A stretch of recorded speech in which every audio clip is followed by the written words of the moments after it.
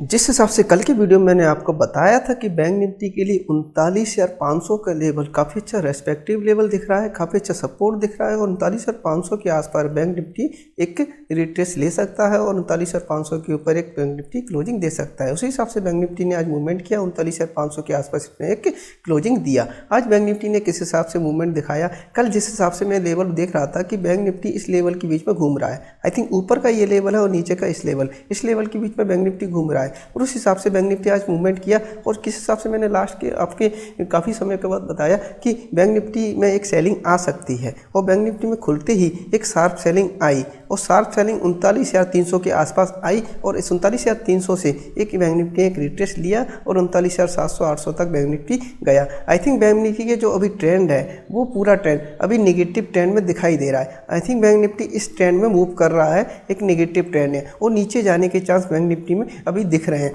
ऊपर की side bank Nifty में काफ़ी कम चांस दिख रहे हैं कि बैंक निफ्टी एक ऊपर की साइड जाए। आई थिंक बैंक निफ्टी जब तक 39,500 के लेवल को रेस्पेक्ट कर रहा है तब तक ज़्यादा नीचे नहीं जाएगा, ऊपर की तरफ एक मूवमेंट की तरफ घूमता रहेगा। पर जैसे ही 39,500 के नीचे जब क्लोजिंग होगा तो उसके लिए एक नीचे के लेवल दिखाई जाएंगे जो 39,100 और 39,800 के लेवल होंगे। अब कल इस हिसाब से मूवमेंट मूव कर सकता है, कल किस हिसाब से इसका लेवल रह सकता है उसका हम देख लेते हैं। और बैंक निफ्टी का कल अगर हम लेवल देखते हैं तो एक दिन का चार्ट के हिसाब से देखते हैं तो बैंक निफ्टी जो रेस्पेक्टिव लेवल था 39,500 उसके ऊपर वो आज क्लोजिंग दिया।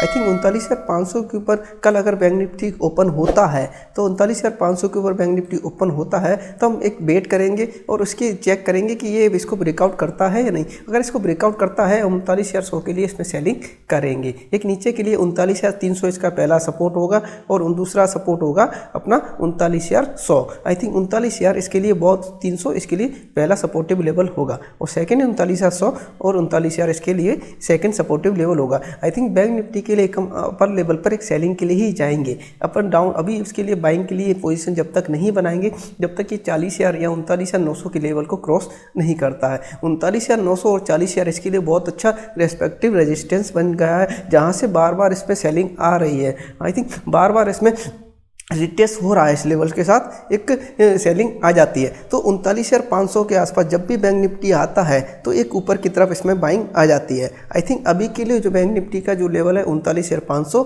इसके नीचे हम सेलिंग के लिए जाएंगे और इसके ऊपर अगर रहता है तो हम बाइंग के लिए जाएंगे। एक मिड पॉइंट हो गया बैंक निफ्टी का 39,500। इसके हिसाब से ही हम कल बैंक निफ्टी के मूवमेंट के हिसाब से इसमें ट्रेड करेंगे, वेट करेंगे 5-10 मिनट कि बैंक निफ्टी किस हिसाब से किस रेंज में एक ब्रेकआउट करता है।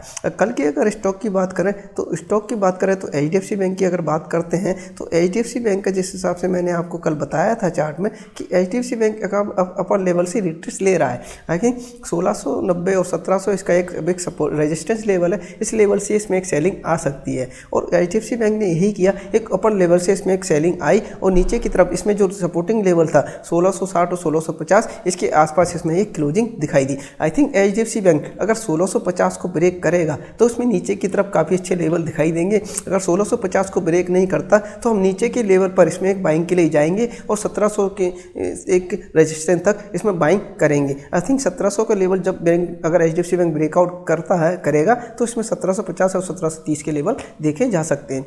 ICICI बैंक की बात करें तो ICICI बैंक जैसे कल बताया था कि एक बुलिश मूवमेंट में दिख रहा है और ऊपर के इसमें लेवल दिखाई देते हैं। आई थिंक ICICI बैंक ने काफ़ी 1-2 बजे तक इसमें एक बुलिश मूवमेंट दिखाया। मैं चार्ट 15 मिनट के चार्ट में आपको बता देता हूं कि ICICI बैंक 2 बजे तक एक बुलिश मूवमेंट में था और उसके बाद इसमें एक sharp selling I. I think ICICI bank जो लोअर लेवल है अपना 740-745 इससे इसमें बाइंग आ जाती है और अपर लेवल है 750 और 755 इसमें एक सेलिंग आ रही है। आई थिंक ये जो अपर लेवल और लोअर लेवल है इसके लिए बाइंग और सेलिंग के काफ़ी अच्छे लेवल है। इस लेवल के बीच में ICICI बैंक एक मूवमेंट कर रहा है। इसके दोनों लेवल के जब भी ब्रेक करेगा तो हम बाइंग और सेलिंग की पोजीशन इसमें क्रिएट करेंगे। अब कोटक बैंक की बात करते हैं तो कोटक बैंक मैंने आपको बताया था कि इसमें एक सेलिंग की पोजीशन अपर लेवल पर एक बाइंग की पोजीशन दिख रही है। अगर इसमें अपर लेवल तक इस लेवल तक जाता है तो 2050 तक तो इसमें एक सेलिंग आ सकती है। आई थिंक ऊपर के लेवल पर जाने के बाद कोटक बैंक में एक sharp selling I. I think इसमें लगातार एक शार्प सेलिंग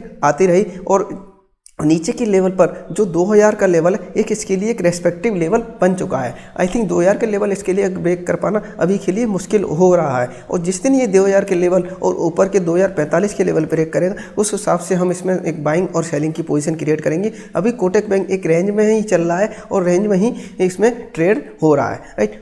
एक्सिस बैंक की बात करते हैं तो एक्सिस बैंक के लिए अभी एक बुलिश मूवमेंट है, अभी एक बुलिश मूवमेंट है, मगर एक रिट्रेस के बाद आई थिंक एक्सिस बैंक एक रिट्रेस 780 तक कर सकता है, और जब ये 800 के लेवल के नीचे आएगा तो हम 780 के लिए इसमें सेलिंग जाएंगे। एक 800 एक सपोर्टिंग लेवल है एक्सिस बैंक का, जिसको ब्रेक कर पाना अभी इसके लिए काफ़ी मुश्किल हो रहा है। इस लेवल के नीचे एक सस्टेन नहीं हो पा रहा। आई थिंक एक्सिस बैंक जब तक 800 के ऊपर है तब तक इसमें हम बाइंग के ही रहेंगे, और 800 के नीचे जैसे आता है तो इसमें सेलिंग के लिए जाएंगे। एसबीआई की बात करते हैं तो एसबीआई में एक बुलिश मूवमेंट है और एक ट्रेंड लाइन को सपोर्ट कर रहा है, और जिस दिन ये इस ट्रेंड लाइन को ब्रेक करेगा आई थिंक इसका जो लेवल है अपर लेवल वो 500 का बहुत अच्छा रेस्पेक्टिव रेजिस्टेंस लेवल है, और जब भी ये 500 के लेवल को ब्रेकआउट करके ऊपर की तरफ जाएगा तो इसमें 550 और 600 के लेवल देखे जा सकते हैं। अभी इसमें जो सपोर्टिंग लेवल है 490 480 के एक सपोर्टिंग लेवल है, अपर लेवल एक 500 का लेवल दिख रहा है। इंडसइंड बैंक की बात करें तो इंडसइंड बैंक ने जो अपना लोअर लेवल है वो ब्रेकआउट किया था, और ब्रेकआउट करने के बाद नीचे के लेवल इसमें 1170 के लेवल आज देखे गए थे, पर उसके साथ ही इसमें सेकंड हाफ में एक शार्प बाइंग आई, और शार्प बाइंग आने के बाद एक इंडसइंड बैंक जो 1200 लेवल है काफ़ी अच्छा इसमें हर्डल था 1200 का, उसके ऊपर इसमें क्लोजिंग किया। आई थिंक इंडसइंड बैंक में कल एक द्वारा से एक बाइंग देखी जा सकती है, और इस लेवल पर 1230 और 1240 के लिए इसमें हम फ्रेश बाइंग क्रिएट कर सकते हैं। अब बंधन बैंक की बात करें तो बंधन बैंक के लिए जिस हिसाब से मैंने 310 का लेवल आपको बताया था कि 310 का पहला सपोर्ट है, उस सपोर्ट को उसने अचीव कर लिया है। आई थिंक वो 310 का इसमें एक टारगेट था, इस टारगेट को उसने अचीव कर लिया। आई थिंक इसके ऊपर एक रिट्रेस लिया है ऊपर की साइड इसने, और इसके लिए अगर 310 के लेवल पर सस्टेन करता है तो उसमें एक बाइंग के लिए पोजीशन बनाएंगे, मगर जब 310 के लेवल को ही ब्रेकआउट करेगा तो इसमें जल्दी ही 300 और 380 के लेवल दिखे जा सकते हैं। ये काफ़ी अच्छा 310 काफ़ी अच्छा सपोर्टिंग लेवल है बंधन बैंक के लिए। जब भी ये ब्रेक करेगा तो हम नीचे के लेवल काफ़ी अच्छे तरीके से देखे जा सकते हैं, वरना 310 के ऊपर हम इसमें बाइंग में ही पोजीशन रखेंगे। अब जिस हिसाब से सारे स्टॉक का हम देख रहे हैं ट्रेंड, उस हिसाब से कल बैंक निफ्टी एक रेंज में दिखाई दे रहा है। आई थिंक बैंक निफ्टी 39,500 और 39,800 की रेंज में कल जा सकता है। इस लेवल के बीच में कल बैंक निफ्टी एक घूम सकता है। आई थिंक बैंक निफ्टी कल अच्छा रेंज बाउंड दिखाई दे रहा है। आई थिंक ना तो सेलिंग की पोजीशन दिखाई दे रही ना बाइंग की पोजीशन। आई थिंक मार्केट अब ट्रेंड में जो है वो सेलिंग ट्रेंड में है, और जो बैंक निफ्टी है वो एक रेंज में दिखाई दे रहा है। आई थिंक बैंक निफ्टी कल के लिए एक रेंज में रह सकता है, और आई थिंक कल अपना एक्सपायरी है और सेलिंग ऑप्शन सेलर के लिए कल इसमें एक फ़ायदा हो सकता है। अब ऑप्शन चेन के हिसाब से देखें तो ऑप्शन चेन के हिसाब से कल बैंक निफ्टी किस हिसाब से मूवमेंट कर सकता है, कल इस हिसाब से किसके लेवल रहेंगे।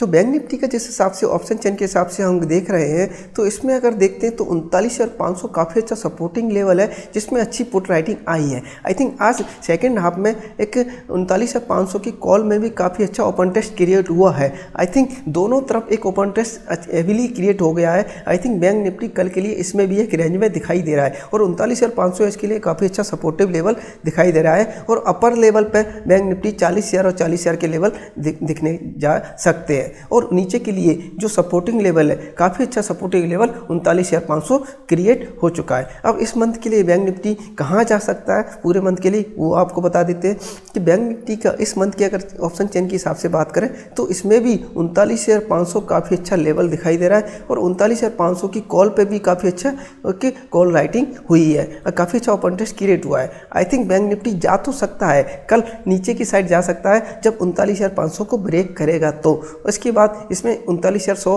और 39,000 के लेवल देखे जा सकते हैं। मगर जिस हिसाब से हम ऑप्शन चेन और ग्राफ की बात कर रहे हैं तो बैंक निफ्टी को एक रेंज में कल देखा जा सकता है, और एक कल रेंज में ही ये रह सकता है। लेकिन ऊपर और नीचे की तरफ वॉलेटाइल कर सकता है, लेकिन ट्रेंड में कल दिखना मुश्किल है। अगर दिखेगा तो बैंक निफ्टी एक सेलिंग की पोजीशन में दिख सकता है, एक नीचे की तरफ इसमें एक बैंक निफ्टी में एक पोजीशन देखी जा सकती है।